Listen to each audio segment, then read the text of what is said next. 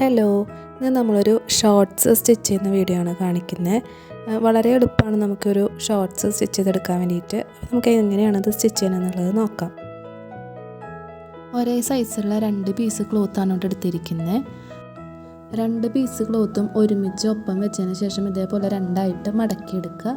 മടക്കുമ്പോൾ ഇതേപോലെ 4 പീസ് നമുക്ക് ഉണ്ടായിരിക്കണം. ഈ ഒരറ്റത്ത് എലാസ്റ്റിക്കിന് വേണ്ടിയിട്ടുള്ള ഭാഗം കൊണ്ട് അടയാളപ്പെടുത്തി വെക്കുന്നത്. ഒന്നല്ലെങ്കിൽ ചോക്ക് കൊണ്ട് നമ്മൾ കറക്റ്റായിട്ട് മാർക്ക് ചെയ്ത് വെക്കുക, അല്ലെന്നുണ്ടെങ്കിൽ ഇതുപോലെ ഇങ്ങനെ മടക്കി വെക്കുക. ഇനി ഇതിൻ്റെ മുകളിലോട്ട് അളവ് ഡ്രസ്സാണ് വെച്ച് കൊടുക്കുന്നത്. അപ്പോൾ ഈ ഒരു ഷോർട്ട്സിൻ്റെ അളവിലാണ് ഞാൻ സ്റ്റിച്ച് ചെയ്തെടുക്കാൻ വേണ്ടിയിട്ട് പോകുന്നത്. അപ്പോൾ അളവ് ഡ്രസ്സിന് വെച്ച് കൊടുത്തതിന് ശേഷം കട്ട് ചെയ്തെടുക്കുക. കുറച്ച് സ്പേസ് ഇട്ടിട്ട് വേണം കട്ട് ചെയ്തെടുക്കാൻ വേണ്ടിയിട്ട്, തയ്ക്കാനുള്ള സ്പേസിന് വേണ്ടിയിട്ട്. ഇലാസ്റ്റിക്കിന് വേണ്ടി മടക്കി വെച്ച ഭാഗം നിവർത്തി വെക്കുക.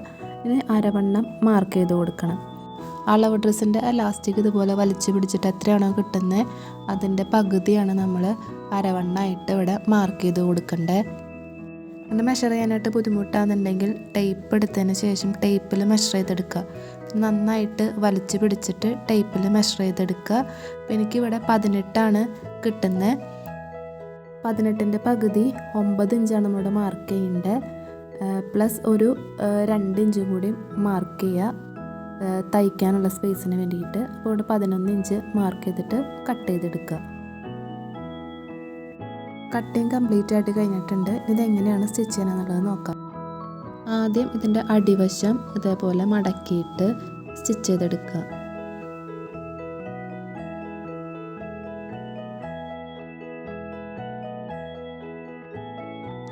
രണ്ട് പീസിൻ്റെ അടിവശം മടക്കിയിട്ട് സ്റ്റിച്ച് ചെയ്തെടുക്കുക.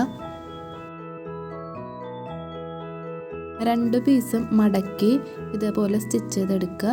അതിനുശേഷം ഒരു പീസിൻ്റെ നല്ല വശം മുകളിലേക്ക് വരുന്ന രീതിയിൽ ഇതുപോലെ വെച്ച് കൊടുക്കുക. അതിൻ്റെ മുകളിലേക്ക് അടുത്ത പീസിൻ്റെ ബാക്ക് വശം മുകളിലേക്ക് വരുന്ന രീതിയിൽ ഇങ്ങനെ വെച്ച് കൊടുക്കുക. എന്നിട്ട് ഇതിൻ്റെ 2 സൈഡും നമ്മൾ സ്റ്റിച്ച് ചെയ്തെടുക്കുകയാണ് ചെയ്യേണ്ടത്.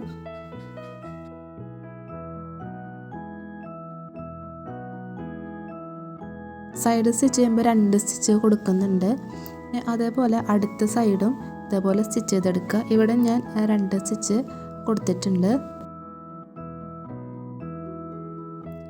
2 സൈഡും സ്റ്റിച്ച് ചെയ്തെടുത്തിട്ടുണ്ട്. താഴെ ഭാഗത്ത് ഇതിൻ്റെ സെൻറ്റർ നോക്കിയിട്ട് ഇതുപോലെ ഇങ്ങനെ മടക്കുക. മടക്കിയിട്ട് ഇതിങ്ങനെ ഒപ്പം വയ്ക്കുക. ഒപ്പം വെച്ചിട്ട് ഇവിടെ എല്ലാം ഇതുപോലെ ഇങ്ങനെ നേരാക്കി എടുക്കുക. ഇതേപോലെ ഒപ്പം പിടിച്ചതിന് ശേഷം ഈ സൈഡിലൂടെ സ്റ്റിച്ച് ചെയ്തെടുക്കുക.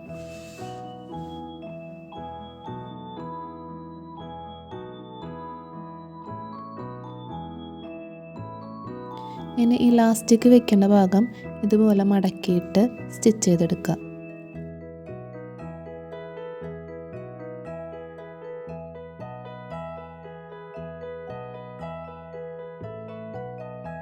സ്റ്റിച്ച് ചെയ്യുമ്പോൾ കംപ്ലീറ്റ് ആയിട്ട് സ്റ്റിച്ച് ചെയ്യരുത്. ഇതുപോലൊരു സ്പേസ് നമ്മൾ ഇടണം.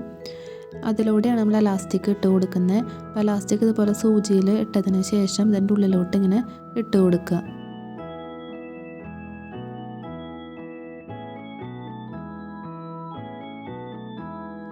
എലാസ്റ്റിക് നമ്മുടെ മെഷർമെൻറ്റിന് അതെടുത്തിട്ട് ബാക്കി കട്ട് ചെയ്ത് മാറ്റുക.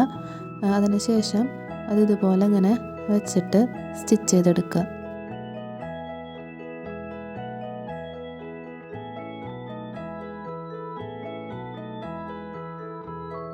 ഇതേപോലെയാണ് സ്റ്റിച്ച് ചെയ്തെടുക്കേണ്ടത്. ഇത് ഉള്ളിലോട്ടാക്കിയിട്ട് ഈ ഒരു ഭാഗം സ്റ്റിച്ച് ചെയ്ത് ക്ലോസ് ചെയ്ത് കൊടുക്കുക.